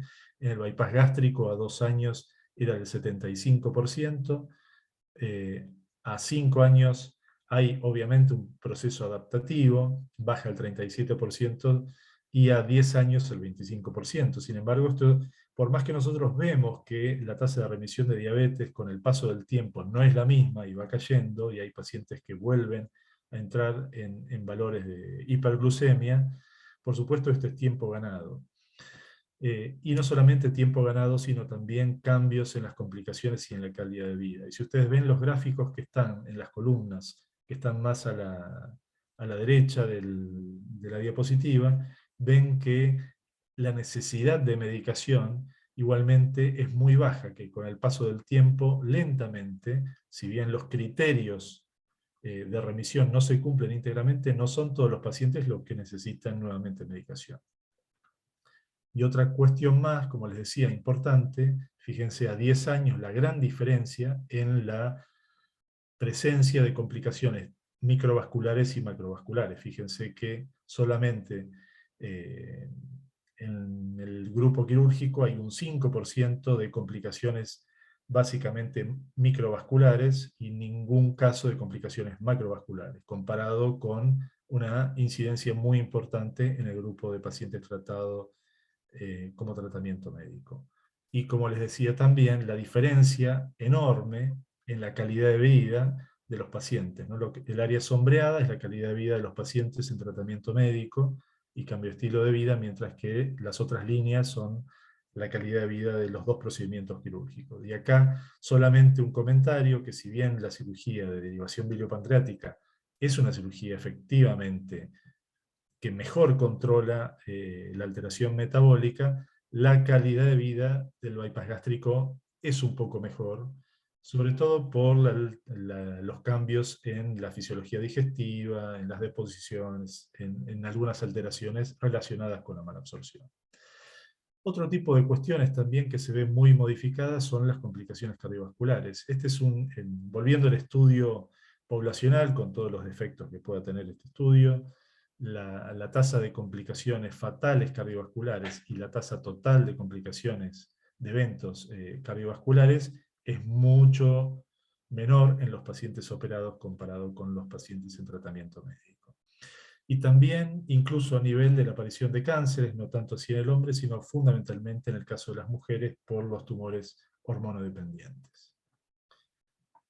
Para ir ya terminando, alguna de las últimas lecciones aprendidas que les voy a mencionar es que trabajando de manera sistemática y muy bien desde antes de la cirugía, podemos lograr lo que decía Daniel al principio, que es mejorar la calidad de vida, mejorar la recuperación de los pacientes. Hemos trabajado mucho, y no solamente los cirujanos, sino también la gente de anestesia en el quirófano, sobre la analgesia, y esto permite realmente mejorar muchísimo la recuperación, acelerar mucho el proceso de la deambulación, de la alimentación y del alta, que es lo que podemos ver en los gráficos que están más abajo. Tanto la realimentación como la movilización y la internación ha variado de manera muy importante. Nosotros inicialmente éramos probablemente excesivamente precavidos, esperábamos 48 horas para que los pacientes empezaran con alimentación, antes hacíamos un control radiológico previo a darles la dieta líquida. Con el paso de los años dejamos de hacer ese control, empezamos a acelerar un poco hasta al día siguiente la alimentación, y hoy en día los pacientes a las 5 horas de haber terminado la cirugía ya están tomando y tolerando líquidos, y a las 4 horas ya se están movilizando, y la mayoría de los pacientes al día siguiente, con menos de 24 horas de internación, ya se puede ir de alta, incluso en este año, y tal vez más impulsados por la problemática del COVID, hemos dado muchas altas en el transcurso del mismo día de la cirugía. Y lo último es que debemos reconocer que el manejo del paciente obeso mórbido y del paciente obeso severo y del paciente metabólico es un tratamiento multimodal. La cirugía puede ser en los pacientes con indicación el elemento central, sin embargo no es lo único. Necesitamos el manejo conductual de los pacientes, el apoyo psicoterapéutico. Contamos hoy en día, respondiendo un poco a lo que me planteaba Javier, contamos con muchos fármacos que los consideramos coadyuvantes y que realmente nos benefician, tanto para preparar a los pacientes antes de la cirugía, como para mejorar el resultado en algunos pacientes que no tienen el resultado óptimo luego de la cirugía. Incluso también algunos procedimientos endoscópicos que permiten hacer algunos retoques que pueden mejorar los resultados o la saciedad, e incluso existen procedimientos endoscópicos que por sí mismos pueden lograr descenso de peso, algunos en desarrollo. Así que finalmente, en este momento estamos trabajando mucho sobre facilitar el acceso de los pacientes. Por supuesto que los pacientes llegan por derivación, muchas veces por autoderivación, muchas veces por derivación de pacientes, de otros pacientes que han sido operados, pero también de muchos colegas, no solamente los endocrinólogos, los clínicos y los médicos de cabecera, recibimos muchos pacientes de parte de traumatología, de los cardiólogos. Realmente es cada vez más variado, y hoy en día estamos trabajando muy fuertemente junto al equipo de trasplante hepático, con pacientes que están incluso en lista de trasplante hepático, próximamente también desarrollaremos un programa con la gente de trasplante renal. O sea, cada vez se va ampliando más el espectro de lo que puede ofrecer este tipo de intervención, vamos a decir, metabólica, si bien es quirúrgica. Y existen barreras, algunas de ellas, por supuesto, son el prejuicio y el desconocimiento de muchos, tanto de pacientes como de colegas, pero también hay cuestiones administrativas, cuestiones de cobertura, que traban mucho el acceso de los pacientes, y un marco legal en Argentina que, si bien en alguna medida puede favorecer, también establece cierta limitación y cierta dificultad al acceso a la cirugía para nuestros pacientes, y realmente estamos trabajando desde distintas áreas, particularmente desde la sociedad, una de las cuales integro. Yo soy secretario de la Sociedad Argentina de Cirugía de la Obesidad, y desde esta sociedad se está trabajando mucho para favorecer el acceso de los pacientes a este tipo de terapéuticas, y también para mejorar la calidad de los programas, de los equipos, de los servicios de cirugía bariátrica de todo el país. Hemos establecido un programa de mejora continua, de acreditación de equipos bariátricos, y estamos trabajando junto con la gente del Ministerio de Salud, trabajando en las guías de práctica clínica, en los programas de calidad de atención médica, tratando de modificar el marco legal para mejorar el acceso, como les decía, y también, obviamente, como todas las sociedades, en la capacitación continua de nuestros colegas. Así que finalmente, la cirugía bariátrica metabólica es una modalidad terapéutica que realmente está muy probada, es un procedimiento seguro y es muy efectivo. Requiere un manejo multidisciplinario, y los años de experiencia nos permitieron avanzar con mucha seguridad. Hoy en día hemos simplificado mucho los procesos, y trabajamos con mucha seguridad y buscando facilitar mucho la recuperación de los pacientes, como les decía, pero todavía existen unas cuantas barreras por vencer. Muchas gracias.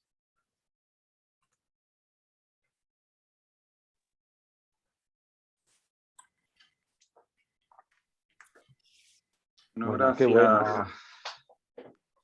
Dale, Marce, dale. Dale, gracias, Axel. Y yo tengo algunas reflexiones mientras la gente va, a ver si se animan ahí escribiendo cosas. Te veo ahí, Francisco, desde Tucumán. Vos siempre rompes el hielo ahí, así que con alguna pregunta. Sí, tengo una pregunta para Axel. Dale. Respecto de en la manga gástrica, él mostró un cuadro donde bajó espectacularmente el reflujo, que es uno de los inconvenientes. Mi pregunta era, ¿la baja en el reflujo fue por mejorar la selección de pacientes o por alguna técnica quirúrgica que emplearon? No, buen día, Francisco, ¿cómo estás? Es básicamente por un cambio en la selección de los casos.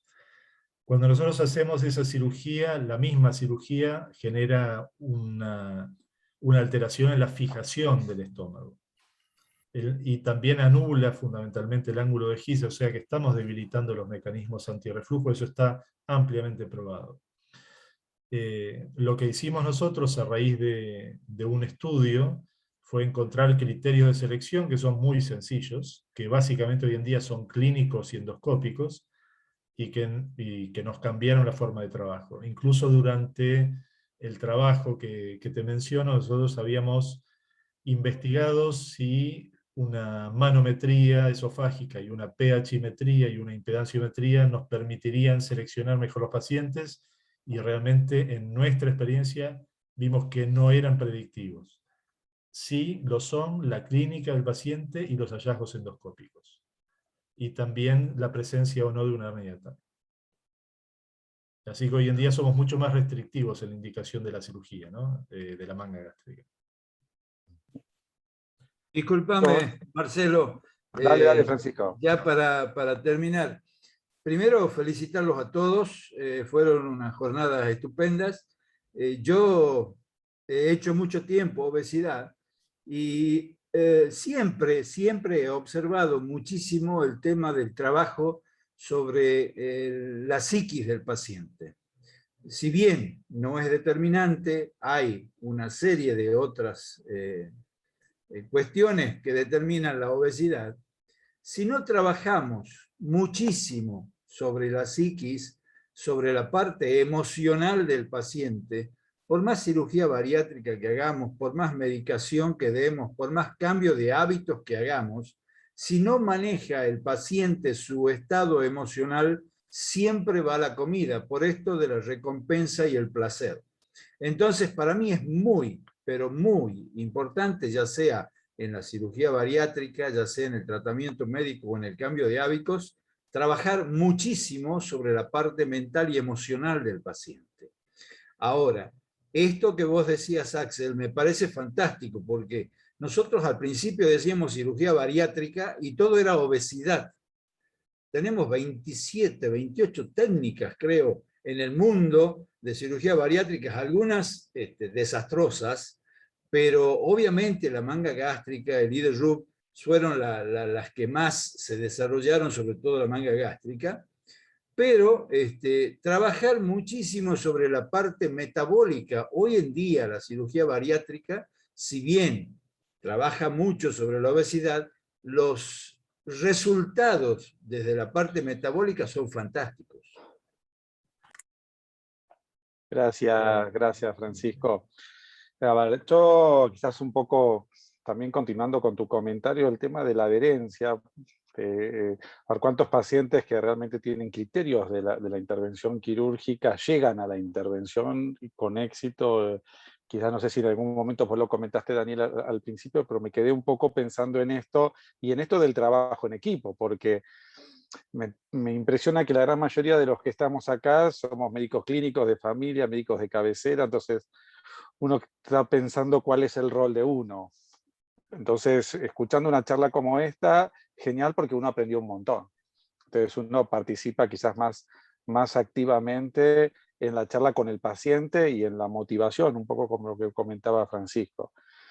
Y por otro lado, y acá les tiro un poquito la pelota a ver qué piensan ustedes, me pasó con un paciente por otro tema, que tiene un hiperparatiroidismo, de uno participaba en el equipo, o sea, en la decisión de la toma, te invitan a uno como médico de atención primaria, como médico de cabecera, a la decisión de la intervención quirúrgica de ese paciente.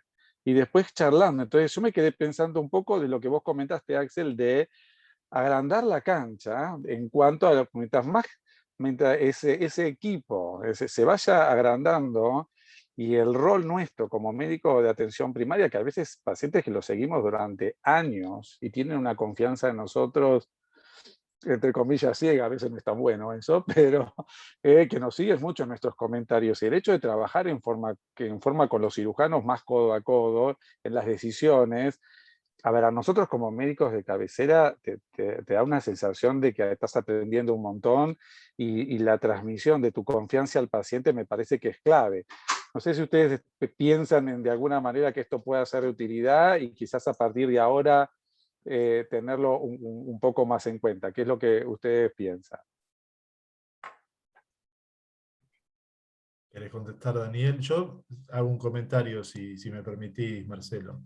Dale. Yo creo que justamente el hospital a nosotros nos permite esto, ¿no? Nos permite tener una comunicación muy rápida con cualquier profesional dentro del hospital. Eso es diferencial con cualquier otro equipo de cirugía bariátrica. Si bien tal vez los médicos de cabecera no están integrados en el equipo de cirugía bariátrica, cuando nosotros tenemos algún inconveniente, duda en cuanto a la selección, si un paciente tiene que ir a una cirugía, si necesitamos algún recaudo particular, siempre llamamos a los médicos de cabecera o al especialista que necesitamos consultar. Nosotros semana por medio hacemos reuniones de equipo y discutimos los pacientes. Y en esas reuniones siempre estamos convocando gente que no es del equipo, pero que tiene obviamente opinión que nos interesa y mucho respecto del paciente, incluso a veces por aspectos psicológicos, ¿no? No estamos hablando solamente de cuestiones clínicas o de otras especialidades. Espectacular. Por otro lado, yo lo que quiero aclarar un poco, que la cirugía bariátrica no es el final del proceso, sino es el inicio del proceso, ¿sí? porque a partir de ahí viene todo el seguimiento que tiene que hacer en forma multidisciplinar, y no tenemos que considerar cirugía bariátrica con fin de tratamiento y está solucionado. La cirugía bariátrica es una de las opciones terapéuticas, que puede ser efectiva o no, pero para eso necesitamos seleccionar muy bien el paciente, educarlo y seguir en forma interdisciplinar para poder brindar lo que necesita el paciente, que es mejorar su calidad de vida. No hay que pensar solamente bajando de peso se va a solucionar, sino salgamos de un poquito del peso céntrico y evaluemos el paciente como una persona, y hay que abarcar todo su aspecto biopsicosocial. Ahí hay una pregunta a Javi, dale. No, comentario y también pregunta respecto de cómo, bueno, pensamos el matiz final, ¿no? Dieta, tratamiento farmacológico, un poco Axel lo respondió en algunas diapositivas finales, ¿no? El complemento entre lo quirúrgico y lo farmacológico y el cambio de hábito.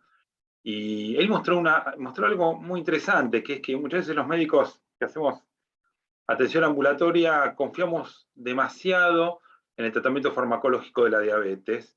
Y la verdad que, bueno, él mostraba algo comparado con la cirugía, pero cuando uno ve también comparado los tratamientos farmacológicos contra placebo y demás, salvo, digamos, en los últimos años, acá está, bueno, Susana, que nos puede también ayudar, tampoco había versus placebo una reducción dramática de las complicaciones micro-macrovasculares con todos los tratamientos. Que digamos, pongo como ejemplo algo muy utilizado por los médicos clínicos, como son las sulfanilureas, ¿no? O inclusive el diabético tipo 2 con insulina durante mucho tiempo, la verdad que todavía hubo gran incertidumbre respecto a las modificaciones. Y cuando Axel mostraba que hay diferencias muy sustanciales respecto a las complicaciones micro-macrovasculares en pacientes quirúrgicos. Así que eso sumado a aspectos que tienen que ver con la calidad de vida, y un poco trayendo algunos recuerdos que tengo de las jornadas, y un aspecto que para mí no es menor y que Carolina lo tocó rapidísimo, pero que me parece que es muy interesante dejarlo planteado, esto es el impacto emocional y de discriminación que tienen los pacientes que sufren esta patología, y cómo también, de vuelta, parece que vendiendo cirugía bariátrica, pero que la reducción o la mejora de la calidad de vida, me parece que es un hecho también para sumar a favor del tratamiento quirúrgico, ¿no? No sé, Susana, si querés opinar, el tema... Quiero hacer 3 aportes. El primero es que más que de interdisciplina, hoy en día se habla de transdisciplina, y ahí están metidos todos los profesionales. Particularmente decir que el médico de cabecera a nosotros no nos sirve mucho, le sirve mucho al paciente, porque es el médico que lo va a seguir en el muy largo plazo. Nosotros trabajamos mucho con el paciente el primer año, el segundo, el tercero, pero el médico de cabecera trabaja el resto de su vida. Y la verdad es que nosotros tenemos pacientes que con algunos médicos de cabecera, más amigos con la cirugía bariátrica, más ocupados en esto, esos son los pacientes que no hacen carencias nutricionales, que están cuidados, y otros médicos que hay que hacer un poco de evangelización para que recuerden que su paciente tiene una cirugía y lo refuercen para que no regane peso, para que se cuide en todo lo nutricional.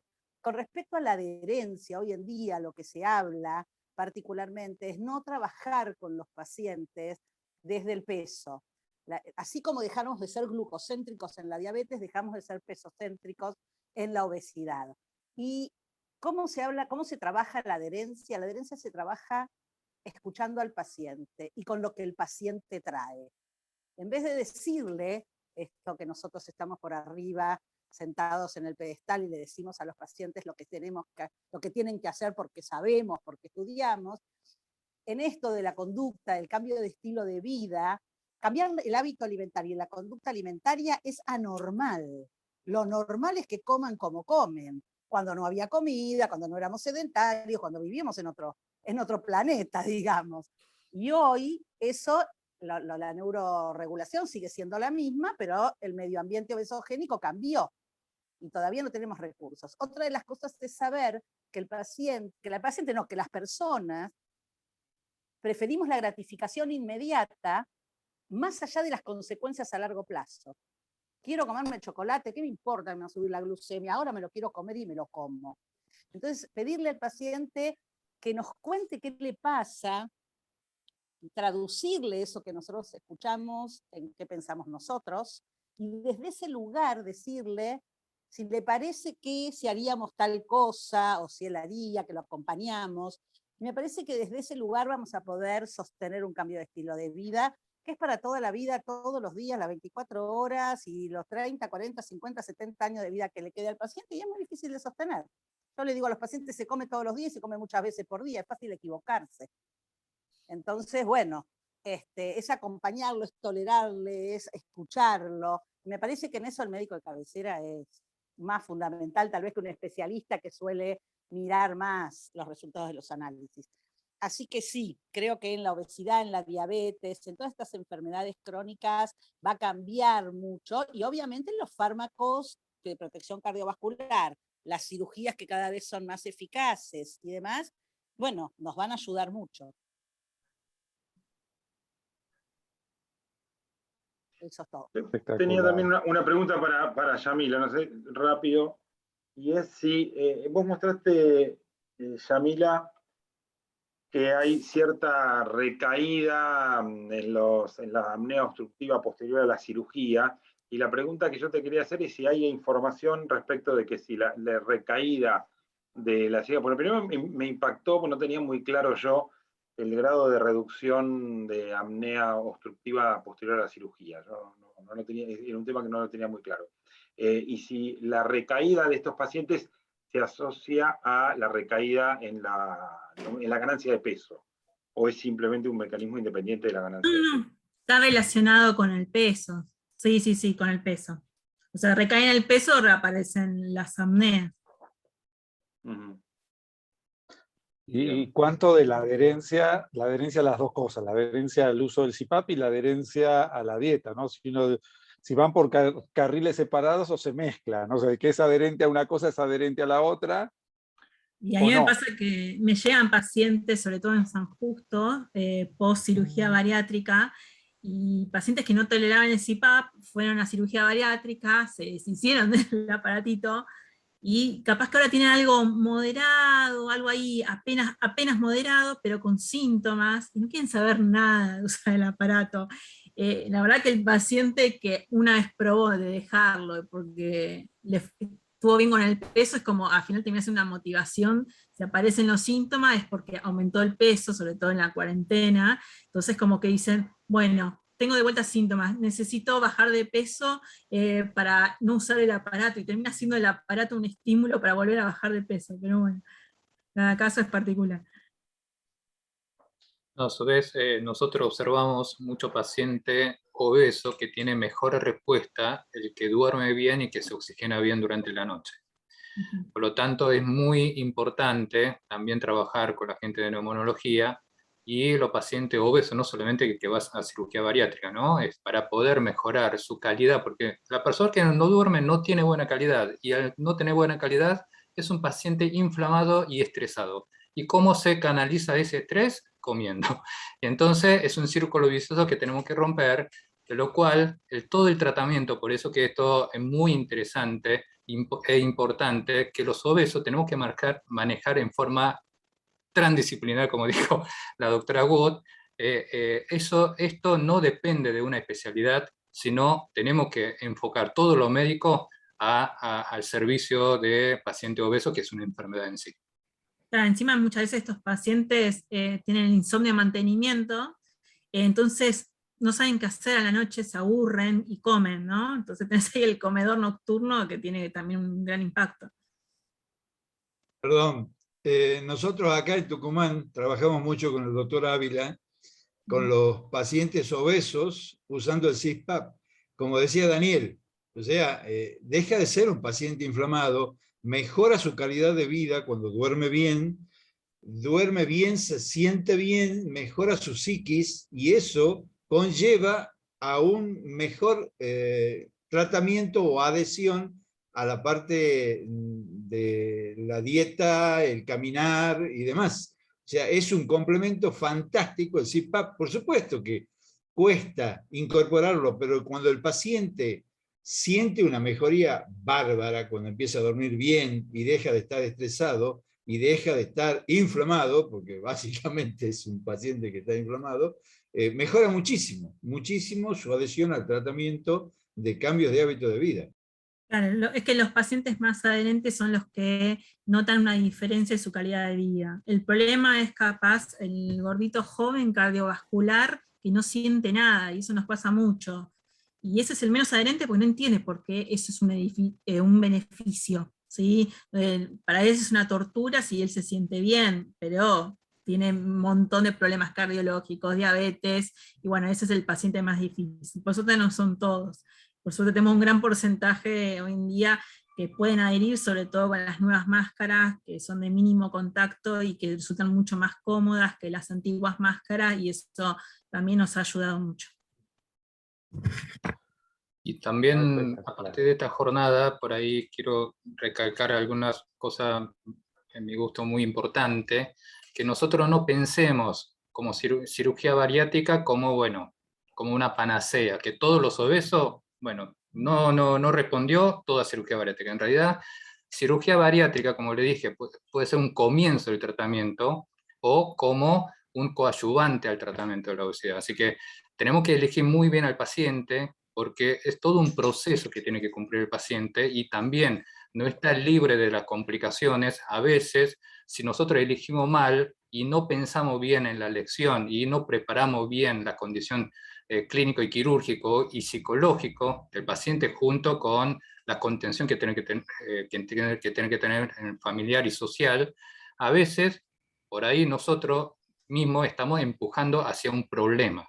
Así que no seamos una panacea derivar, bueno, vos tenés obesidad mórbida, cirugía bariátrica, sino hay que saberlo elegir, evaluar correctamente antes de elegir como un tratamiento de la cirugía bariátrica. Por eso, en el primer caso que presentó Daniel, que lo comentaba también Marcelo, este paciente que no estaba preparado, que bueno, en ese momento no se le indicó la cirugía, tal vez con el correr del tiempo se lo puede preparar, ¿no es cierto? El tema no es decirle, no, nunca te vas a poder operar, sino que es prepararlo porque el paciente no llega sabiendo, así que, y la indicación la tenía porque era un índice de masa corporal alto, entonces se lo puede preparar con paciencia y probablemente, bueno, lo podamos, digamos, operar ya preparado y que haya entendido, ¿no? lo que queremos tratar. Exacto, y por eso se habla de condición. Por ahí, en ese momento no está en condiciones de operar, el cual se trabaja con ese paciente para que mejore esa condición y para que pueda, digamos, estar mejor preparado para afrontar todo el proceso quirúrgico. Hay muchas preguntas vinculadas todo con el estado de ánimo. Recién mandaron una sobre fobia social, el otro con riesgo de suicidio. O sea, quedó mucho enganchado el tema psicológico y bueno, de esto de la contención, de la adherencia, me parece que es un punto que es clave. Y yo una de las conclusiones que me llevo es que yo ya me siento parte, quizás como referente del ambulatorio del equipo. Ya somos parte del equipo, no del grupo, del equipo, como bien dijiste. Así que vamos para adelante. Porque eso a nosotros también nos motiva muchísimo, que el hecho de participar en la discusión, aprendemos un montón, eso lo transmitimos con el paciente, me parece que eso nos da, es un beneficio a todos, obviamente mejor para el paciente, eso desde ya. Estamos muy sobre la hora, ya en realidad estamos pasados, ¿no? Pasados sobre la hora, y es el último de los 3 encuentros. Fue una experiencia espectacular. Estas jornadas, siempre hacíamos cuestiones más cortitas, más chiquitas, estas jornadas donde fue bien transdisciplinar, estuvo bárbaro, estuvo espectacular. Si están todos de acuerdo, recién es el comienzo, o sea, el comienzo de este tipo de actividades que lo vamos a seguir el año próximo. Estuvo bárbaro. Quizás alguna reflexión final del que quiera, el que levante la mano. Y tenemos 2 o 3 minutitos más y ya tenemos que... Sí, una cosa que es pendiente, tenemos que conseguir, Javi, las charlas grabadas. Eso, el link tenemos que mandárselos a todos. No sé si alguno pudo entrar, pero eso tenemos que... Ya ¿Viste? pregunté, las vamos a poner, vamos a dejar ahí alrededor de una semana. Así que, no sé, a la brevedad lo vamos a solucionar. Ya me dijeron los del Instituto Universitario. Perfecto. Así que eso. Perfecto, perfecto. Bueno, bueno, alguno que quiera hacer un comentario final, o si no, Javi, tenés acá el micrófono para dar el cierre formal al evento. No, bueno, simplemente agradecerles a todos, a los que originalmente pensamos estas jornadas, como decía, embrionariamente con Susana, Daniel, Carolina, vos, Marcelo, saber que, bueno, repasar que pasó gente de clínica médica, pasó gente de la endocrinología, pasó gente de la cardiología, de la hipertensión arterial, ahora cerró los colegas cirujanos. Además tuvimos una mirada y un enfoque desde las distintas ópticas, las distintas problemáticas que tiene el síndrome metabólico, y patología también, me olvidaba, el síndrome metabólico y la obesidad desde muchos puntos de vista. También quería decir, respondiendo también un poco a vos, Marcelo, que muchas veces uno no necesariamente tiene que estar adentro del equipo y participar permanentemente. O sea, los médicos clínicos vemos una constelación tan grande algunas veces de patologías que yo lo que me llevo, por ejemplo, de la tarde de hoy es la percepción de que probablemente mi consultorio esté subderivando pacientes que pueden tener apnea del sueño y subderivando pacientes en los cuales uno está, ¿no? Como decía la tragedia de Sísifo, que subía con la piedra al monte y se le caía y la volvería a subir eternamente. Y con los obesos muchas veces a los médicos clínicos nos pasa esto. Es decir, ya les dijimos 10 veces que hagan dieta, que refuercen, que caminen un poquitito en la plaza, y que esas cosas no andan. Y que tenemos que enfrentar eso y tal vez más temprano que tarde hacer la consulta al especialista ahí, al nutricionista y demás, o para saber si el paciente, como decía Daniel, es o no es candidato. En nuestra tarea, ahí va a ser muy, muy grande previa y, como decía Susana, muy grande posterior. Y el que quiere participar, obviamente, y participar de un equipo de trabajo así, también lo puede hacer. Una cosa no quita la otra, ¿no? Sí, no, yo me refiero a lo individual. A veces cuando hay un paciente de uno que uno conoce, participa en ese momento, más allá de que después tenga uno como lo que participamos con Yamila de lo del sueño, que ese es otro tema que a mí me interesa muchísimo. Así que algo vamos a hacer el año que viene con respecto a eso, que está espectacular. Pero a veces hay una situación puntual con el paciente de uno, te digo que te miman a vos como médico. Vos vas, es una cinta, no es que uno participa siempre de todas esas reuniones, pero vos vas a esa reunión, es lindo que te inviten. Es lindo que te inviten de tu paciente que es externo.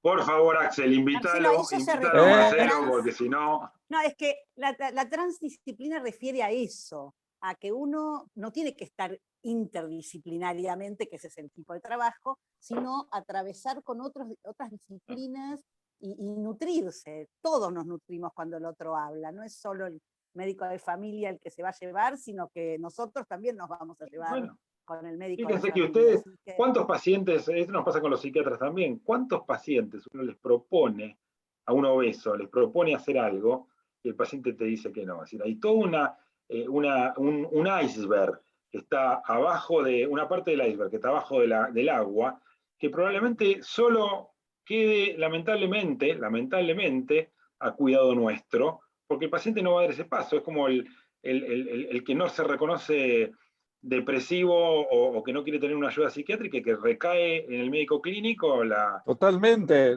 no después te somos queda otra nosotros. porque sos el único. Así que sin duda, ¿no? Ese es el tema, después queda con nosotros. O sea, del no que el psiquiatra, del lado oscuro de la problemática, la medicina clínica ve mucho. El lado exactamente, oscuro de la exactamente. Bueno, Mil gracias a todos los que trabajaron, a todos los que expusieron, a todos los que escucharon, a los que participaron. Así que, bueno, vamos a seguir en contacto, así que es una deuda, tenemos que conseguir sí o sí los links, algo como para que puedan ver las charlas, después que hagan las escasas preguntitas Choi como para tener algún certificado, me parece que está bueno también, que se los queden, les sirve. Y bueno, estamos en contacto próximamente, síganos por nuestros canales de Instagram, de Clínica Médica, el de geriatría.iva, no sé si ustedes también tienen nutrición o el que sea, síganos, me parece YouTube, que eso en YouTube está todo lo que nosotros hacemos después termina grabado, menos así que no, tenemos que mandarle el link porque no quedó grabado en nuestro canal de YouTube. Así que bueno, un abrazo enorme, sigan cuidándose y nos vemos pronto. Dale. Bueno, Suerte. muchas gracias. Chao, chao. Adiós. Chao, chao. Muy bueno. Chao, chao.